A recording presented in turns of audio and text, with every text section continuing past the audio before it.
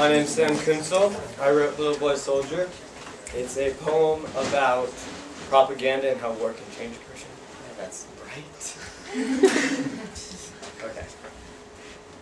Little boy soldier marching on, right to the army office, following in the steps of his father and grandfather. They told him of the glory, showed him the medals. He saw the same sparkle in the medal and in their eyes. Told him it was the best thing he could do. The teachers were proud, patting him on the back. Little boy soldier marching on, wearing his daddy's suit.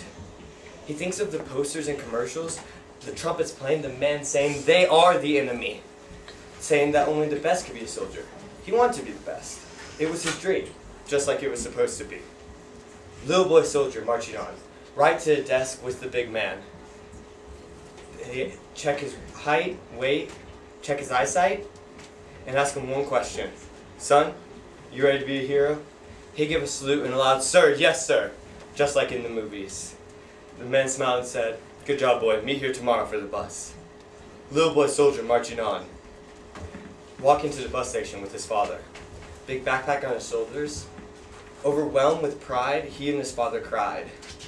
The bus came, his father shook his hand and said, "Go get him boy, come back soon, you hear?" The boy smiled and walked up the steps, took his seat. The bus started moving and waved goodbye. Little boy soldier marching on, early in the morning for a sunrise run. They worked endlessly each and every day. The food was cruel, the people were crueler. Working until the bodies went limp like rag dolls. But the boy's smile would never fade. Little boy soldier marching on. They were waiting to hear their orders. They were told they were being sent to the heart of the battle. That was the best news they could have heard. Finally, a chance for them to show off their bravery, their skills, a chance for them to kill. They're to leave in the morning, flying into the unknown. Little boy soldier marching on, trudging through the jungle. Barely any light to see. They were told to stay quiet, not to make a peep. Strange noises all around them, from every creature and creep. He kept looking forward, kept moving his feet. Little boy soldier marching on. They hold for a moment for a bathroom break. His friend steps away for some privacy. He heard the scream, it pierced his ear.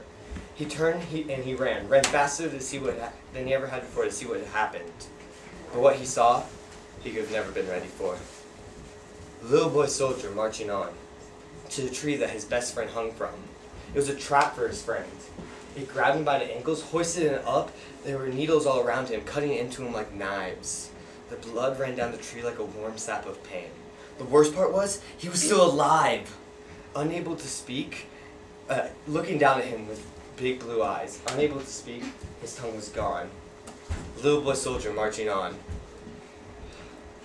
The sergeant told him to finish him. A bullet to the brain to end his friend's pain. How could he do that? Shoot his own man? The sergeant yelled, do it now! His friend looked down at him with tears in his eye. He took aim and fired his gun for the first time. Little boy soldier marching on, back to his house. The smile was gone, there was no skip in his step, the gleam in his eye had been cried out. He was greeted with cheers and pats on the back. He was asked how many men he had killed, and he replied, just one.